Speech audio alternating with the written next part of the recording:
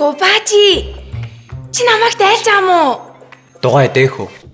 Уг нь чи хөөрхөн охин л доо. Даан чи F сурдаг. Нэгт би амарч байна. Хоёрт би өөрөө цадгалан байна. Гуравт би таны дүү болохоос тоогооч нь биш. Дөрөвт эхнэр хөвгтэй болоод тусдаа гарал да. Төвгтэй юм. Яасан? Үгүй юу. Зүгээр л. Зүгээр юм бол яах гэж ирсэн юм бэ? Лай. Баажи. Би өсөөд ээ штэ. Би ч гэсэн өлсөөд л байна. Харахад сайхан ч хацхад хатуухан алим шүү. Эцэг эхийн хуралд байна ирдэг байсан бол багштай минь араалэрт учирчихгүй юу? Тийм ээ? За юу гэвэ? Би чинь биеийн тамирын хичээлдээ мөн. Гүйж цугтаач чадахгүй. Та нарт гай болно.